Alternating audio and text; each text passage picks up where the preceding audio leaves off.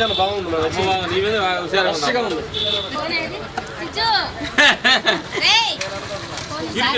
అందరు కూర్చో అందరు మధ్యలో మేము టిఫిన్ చేసి అందరు కలుసుకొని టిఫిన్ ఎన్ని గంటలకు వస్తుంది? వచ్చిందా?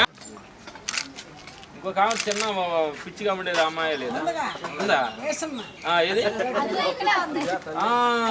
పెద్దయిందా?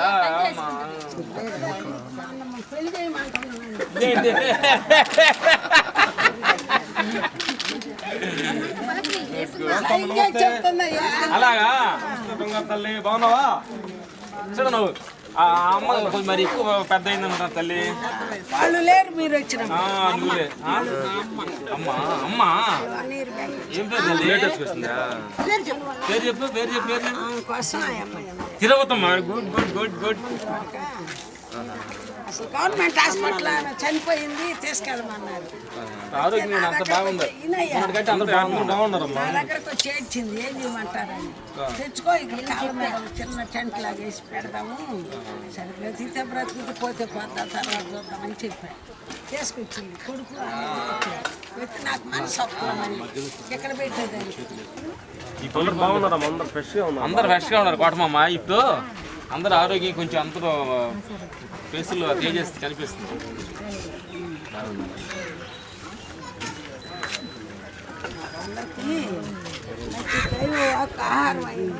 అదే అది ఎప్పుడు ఉండాలి మాట. భగవంతుడి తత్వం మనసులో ఎప్పుడు నిరంతరం నిండి ఉండాలి. లేకపోతే మనకు బాధలు భయాలు వస్తాయి ఎక్కువ. ఏ దేవుడైనా కావచ్చు అమ్మా, మీకు నచ్చిన దేవుడు ఎవరైనా కావాలి. మీకు నచ్చిన దేవుడు ఎవరైనా కావచ్చు. ఆ దేవుడు మనకు ఏ దేవుడు తెలుసుకుంటున్నావు నువ్వు? జీసస్ నీ గుండెల్లో ఇక్కడే ఉన్నాడు, తలలో ఉన్నాడు, కళ్ళులో ఉన్నాడు, చెవులు ఆయన ఉన్నాడు. అర్థమైందా? నువ్వు నడిచేది ఆయనే.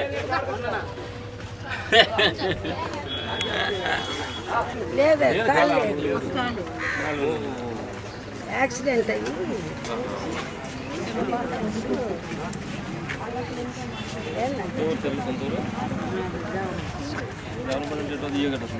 పులిస్ దగ్గర చూపిస్తా ఉండు. నువ్వేదేని ప్రార్థిస్తున్నావు? గుడ్, మంచిది. కాలు యాక్సిడెంట్ కాలు పోయింది అలాగా. పర్లేదు వీళ్ళు హుషారుగా ఎవరు పని చేస్తున్నారు మీలో? మరి మనం మరి యాక్టివ్ అన్నా. ఏది అదే అమ్మ అప్పటి నుంచి అమ్మ క్లాస్ కొట్టండి, అందరు క్లాస్ కొట్టండి. ఎందుకంటే మీ అందరికి చెప్పేది ఏంటంటే, మనం ఎక్కడి నుంచో మనం వచ్చాం కాబట్టి మనకు కొంచెం మనకు తెలిసిన పని కొంచెం సహాయం. ఒక పక్క అమ్మకి ఏదో ఒక ఇది అనుకోండి, ఆవిడ మీకు సహాయం ఒకళ్ళు మనం అరుసుకోకుండా ఉన్నాం కాబట్టి ఇక్కడికి వచ్చి ఒకరికొకరు సపోర్టింగ్ ఉంటే కొంచెం ఆనందంగా ఉంటాం. అందుకని ఆవిడ మీద కంప్లైంట్ ఈవిని కంప్లైంట్ ఇచ్చుకున్నారు అనుకుంటా, కానీ మనకు బాధలు బంధులు వస్తాయి. అసలు ఆ బాధల నుంచి ఎటు వచ్చేవాడు హ్యాపీగా ఉండాలి కదా. అందుకని ఇది మీరేదో బాధగా ఉండాలి, ఇంట్లో ఉండేవాళ్ళు అంత ఆనందం కూడా అనుకోవద్దు. అందరు కష్టాలు ఉంటారు, ఇప్పుడు లేరు. అందుకని మీరే ఆనందంగా ఉండారా సార్? ఏదో 10 మంది వస్తున్నారు మీరు చూడటానికి, దాతలు 100 మంది వస్తున్నారు. మంచి మనసుతో ఉండేవాళ్ళు నడుస్తున్నట్టుగా ఉండరు కాబట్టి మీ పనులు మీరు చేసుకొని భగవంతుని తెలుసుకొని ప్రతి క్షణం మీకు నచ్చిన దేవుడు ఎవరైనా చేసేస్తాం కావచ్చు, ఎవరైనా కావచ్చు, రాముడు కావచ్చు, సాయిబాబు ఎవరైనా మీకు తెలిసిన వాళ్ళు ఎవరు అనుకుంటే హ్యాపీగా ఆనందంగా ఎంజాయ్ చేయండి. ఓకే, పొద్దునే వెళ్ళి ఎవరు లెగుస్తారు, ప్లే ఎవరు చేస్తారు? కాలనీలో వాళ్ళు అందరూ బాగుండాలి చేస్తావుగా. అందరూ బాగుండాలి, అందరూ బాగుండాలి, కాలనీ వాళ్ళు అందరూ బాగుండాలి, మొత్తం బాగుండాలి, మన ఊరు బాగుండాలి, అందరూ బాగుండాలి, తెలంగాణ బాగుండాలి. అందరూ ఎవరు చేస్తారు? ప్రపంచం అంతా బాగుండాలి. ఎవరు ప్లేర్ చేయలేదండి, పొద్దున్నే ప్లేర్ చేసేవాడు ఎత్తండి, అందరూ బాగుండాలి చేయాలి. ఎస్, మన ఒక్కళ్ళే కాదు. మీ అందరికి దాతలు ఎంతోమంది ఈ భోజనం పెట్టే దాతలు అందరూ బాగుంటారు. పొద్దున్నే ప్లేర్ చేయాలి. మీరంతా ఏంటంటే ఈ మనసుతో అయ్యా నాకు ఈ నోటికి అన్నం పెడుతున్న ఈ దాతలు అందరూ వాళ్ళ పిల్లలు వాళ్ళందరూ బాగుండాలి.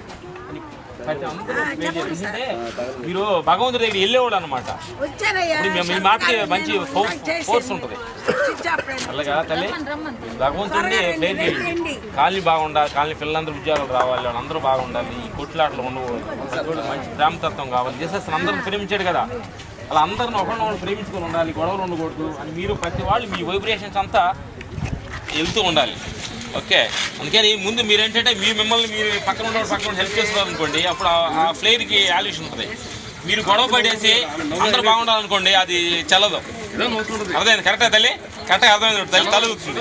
అప్పుడు మీరందరూ మనందరూ బాగా ప్రేమగా ఉండి కాలనీ అంతా బాగుండాలి, వాళ్ళందరూ ఫ్యామిలీ పిల్లలు అందరూ కుట్లాడకూడదు, హ్యాపీగా ఓకే కరెక్టా తల్లి? చేయాలి మారితే. రేపు నుంచి పొద్దున్న ఎవరు లేచి ప్లేట్ చేస్తున్నారు చెప్పండి డైలీ అందరూ. Okay correct.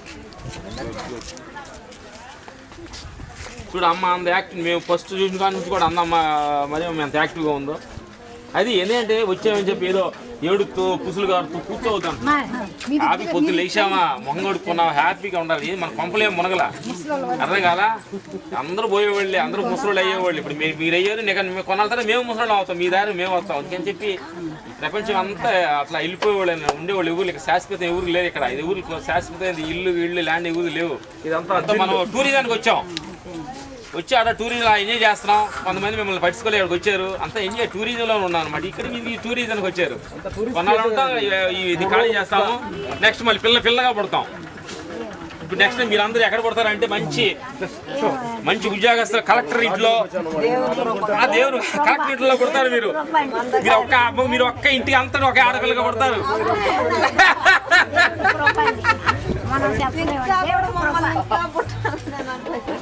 నేను వచ్చి అమ్మలు మీరు మహారాణిలో పడతారని చెప్పాను కదా, మేము పని వాళ్ళకి పడతాం. మీ పని వాళ్ళకి వచ్చి మహారాణి గారు మీరు ఏం చేయాలి చెప్పండి అమ్మా.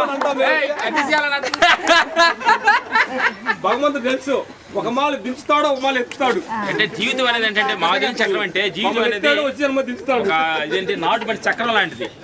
మిమ్మల్ని లేపుతాడు. ఈ చక్రంలో మీరు ఇలా వచ్చారు కాబట్టి నెక్స్ట్ చక్రంలో పైకి వస్తారు, అది మహారాణి. అలా జీవితం అనేది కుప్ప అన్నాడు భగవంతుడు. ఆయన ఆడించే నాటకంలో మనం చిన్న పాత్రదారులు. అర్థమైందా? మీరు యాసలో ఉండి వ్యాక్ చేస్తున్నారు. మీరు కోటమావిడ ఓనర్లాగా మేము వచ్చేది హెల్ప్ చేస్తున్నాడు. మేము ఇదంతా నాటకమే,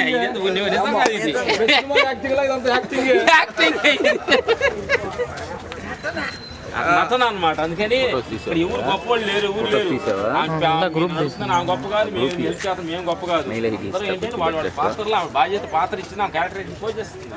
అందుకని మీ పాత్రలో మీరు కరెక్ట్గా తిని మనకు పెట్టిన వాళ్ళని దాతలందరూ బాగుండాలని ప్రతి క్షణం మీరు ముద్దలో తలుచుకోవాలి. ఒక్కొక్క ముద్దు తలుచుకోవాలి. ఎందుకంటే ఎక్కడో మనం ఒక 10 రూపాయలు ఈయటానికే మన జేబులో నుంచి ఎంత కష్టపడతాం. అలాంటి వాళ్ళు అంతమంది మనం అమ్మకి ఎంతమంది ఎన్ని సంవత్సరాల నుంచి సహాయం చేస్తారంటే మా వాళ్ళందరూ బాగుండాలి. 14 సంవత్సరాల నుంచి అందరూ మన కొంతమంది బియ్యం పంపుతున్నారు, కందిపప్పు పంపుతున్నారు, బట్టలు పంపుతున్నారు, బట్టలు పంపిస్తారు, చీరలు కట్టుకుంటారు. పిల్లలు ఉన్నారా ఏంటి? అలాగా నెల్లూరులో ఉంది. అప్పుడు కల్లా ఫోన్లో చేస్తారా ఉంటా తెలిసి వచ్చిద్దా? మంచిది. ఇప్పుడు అమ్మాయి మీద నీ కోపం ఉందా, బాధగా ఉందా, ప్రేమ? అబ్బబ్బా ఏడేలాగా చెప్పింది చూడు. ఒక కూతురు ఉందంట, అమ్మాయి చూసి వెళ్తాంట. ఏంటి నీ కోపం ఉందా, బాధ అంటే కోపం లేదు, బాధ లేదంట. సూపర్. మనిషి అలా ఉండాలి. గాడ్ సెన్స్ అనమాట. అది గాడ్ సెన్స్. చేసే సెన్స్ అదే కదా. చంపేవాడు కూడా బాగుండాలని కోరుకున్న ఆయనే కదా. 8 ఏళ్ళు పెట్టి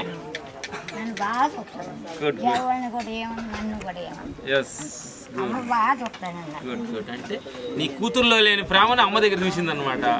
అంటే ఆవిడకి మీ కూతురు అయింది, అమ్మ గెలిచింది ఈ జన్మకి. ఈ జన్మ ధన్యం ఇది. మనిషి కూడా ఏంటంటే భూమి మీదకి వచ్చామంటే ఏదో ఒక చిన్న పైన కూడా సాయం చేయాలి. మనం తిన్నామో పోయామని కాదు, నువ్వు ఆ పని చేస్తున్నావు, గెలిచావు, నీ జన్మ ధన్యం. చాలా మంది వచ్చినా పోయిన దొడ్డాడు పోతున్నారు. జీవితం ఇక్కడంతా బాగానే చూసుకుంటుంది కుటుంబం అంతా.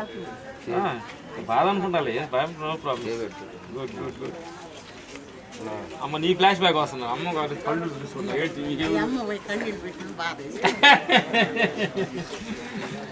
మీదే ఊరు అమ్మ? అమ్మది ఎవరు? బ్యాగులు పెట్టా. వినపాట వాళ్ళు మంచి వింటలేదు, నువ్వు మంచి పని చేస్తున్నావు.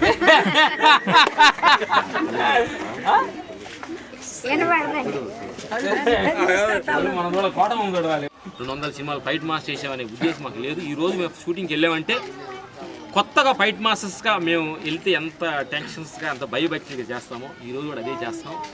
మనం చేసే ప్రతి పని కూడా నేను చెప్పేది కుర్రవాళ్ళు కూడా అందరూ చెప్పేది ఏంటంటే నువ్వు కూలి పని చేయొచ్చు, బేల్దారి పని చేయి, కార పని చేయి, ఏది కూడా మనస్ఫూర్తిగా చేస్తే ఆ పనిలోనే ఒక ఆనందం ఉందని సత్యాన్ని మేము తెలుసుకున్నాం. అందుకని చెప్పి కుర్రవాళ్ళు చాలామంది చెప్పబోయేది ఏంటంటే చిన్న వయసులో చెడు వ్యసనాలకి దూరం అయిపోయి మందు, సిగరెట్, ఈ సెల్ ఫోన్లు వచ్చిన ప్రపంచం మొత్తం సెల్ ఫోన్లు చూడటం అలవాటు అయిపోయి అసలు జీవిత లక్ష్యం ఏంటి, అసలు మనం ఏమన్నా ఒక పని వదిలేసి అసలు మనం సాధించాల్సిన లక్ష్యం ఏంటి, ఇప్పుడు మేము 50 సంవత్సరాలకి మేము అనుకున్నది మొత్తం సాధించేసాం, సాధించాల్సి ఏం లేదు అనే సత్యాన్ని మేము తెలుసుకున్నాం అనమాట. అందుకని ప్రతి మనిషికి మేము 60 సంవత్సరాలు చేయాల్సిన పని 50 సంవత్సరాలు 10 సంవత్సరాలు ఓటీ చేసేసి అయిపోయింది మా పని. హ్యాపీగా అమ్మవాళ్ళతో ఎంజాయ్ చేస్తూ ఆనందంగా ఉంటాం మా పని. ఇప్పుడు అమ్మవాళ్ళతో మేము డాన్స్ ఆడడం మొదలు వేసేసి ఆనందం.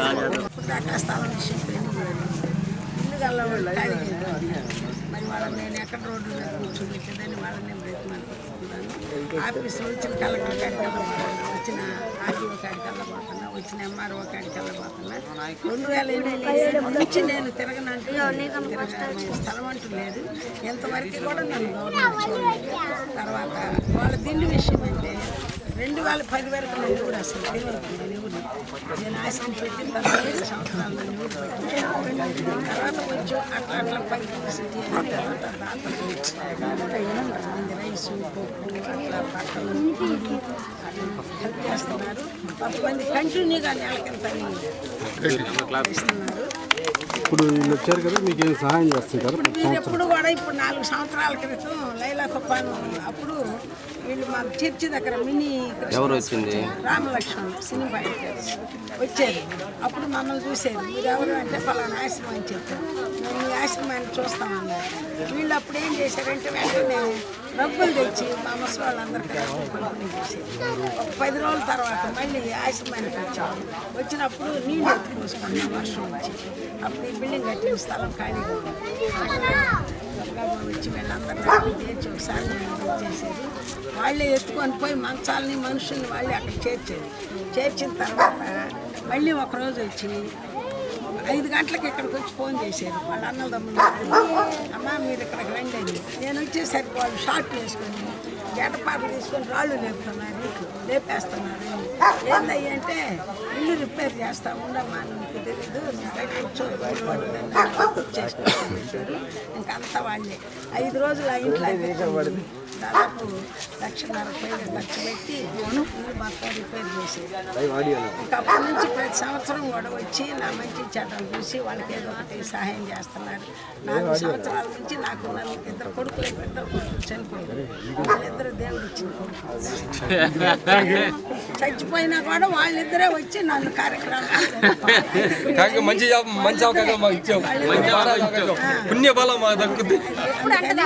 అప్పటి నుంచి ఇప్పటివరకు కూడా వాళ్ళు నాకు సంవత్సరం ఏదో ఒక విధంగా డబ్బు రూపాయలు కానీ వాళ్ళు వచ్చి ఇక్కడికి వచ్చి మాకు హెల్ప్ చేయడం కానీ జరుగుతుంది.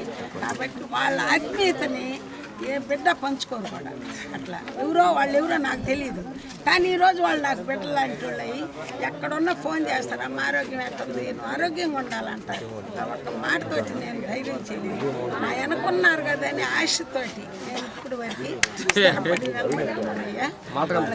పూర్తిగా నేను ఆ బిడ్డలకి దేవుడు ఎప్పుడు వాళ్ళని దీవించాలి, కుటుంబాలను దీవించాలి. ఇదే కాదు, వాళ్ళు ఎన్నో ఫౌండేషన్లు పెట్టి పిల్లలు చదువుకున్న బిడ్డలకి యూనిఫామ్ ఇస్తారు, పుస్తకాలు ఇస్తారు, ఫీజులు కడతారు, స్కాలర్షిప్ ఇస్తారు. ఎన్నో ఉద్యమాలలో ముందు పాల్గొన్నట్లుగా వాళ్ళు ఒక నాయకులుగా అందరికీ సేవ చేయటం, వాళ్ళు సంపాదించుకొని నిలబెట్టుకోవాలని ఆశ లేదు. ఇట్లా సేవ చేయాలనే ఉపయోగంతో తిరుగుతుంటారు వాళ్ళ మీద. తర్వాత సారాయి కొట్లు ఉన్న పల్లెటూళ్ళల్లో ఆ కొట్టువాడి 10,000 ఇచ్చిన వేదాన్ని బేరం పెట్టుకోమని కొట్టే తెప్పించారు కొన్ని వాళ్ళకు. అంత మంచి పని చేశారు. కాబట్టి వాళ్ళని దేవుడు ఎప్పుడు దీవించాలి. నాలాంటి వాళ్ళకి ఇంకా తోడ్పడి ఇంకా ఎక్కువగా సహాయపడే మనసు కలిగి ప్రజల్లోనే తిరగాలని నేను ఆశిస్తున్నాను.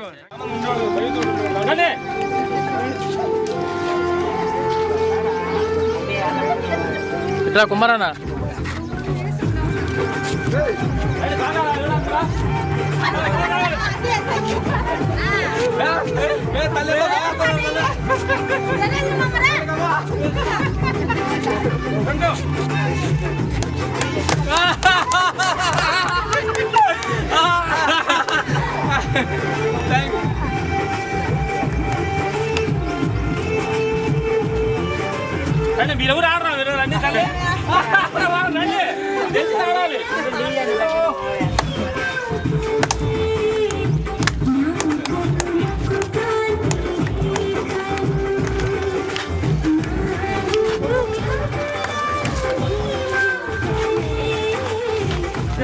రూపాయలు ఇన్ని వాడుకు అంటున్నారు చేస్తా సార్ చేసేది ఎదుగున్నావు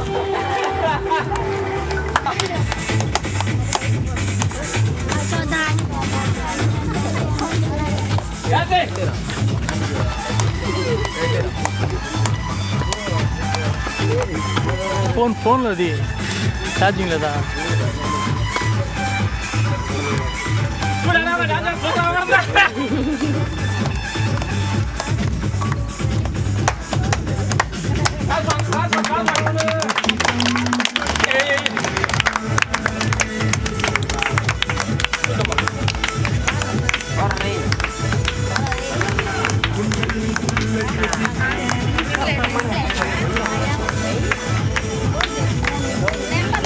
పిల్లలు ఆడేవాళ్ళు ఉన్నారా పిల్లలు రండి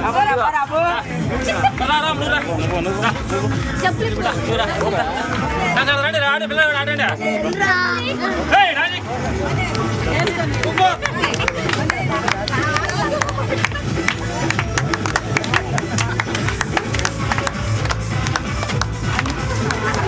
వాడు చెప్పి డాన్స్ మాస్టర్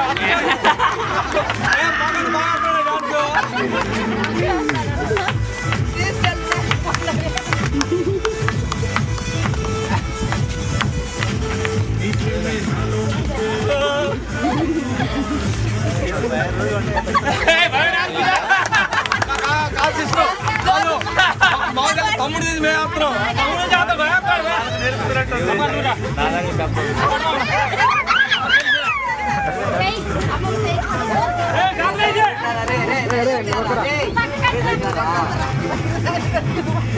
సంతోషం ఉంటా ఏం లేదు ఆనందం భగవంతు ఇక్కడే ఉన్నాడు గుడిలోనే ఉన్నాడు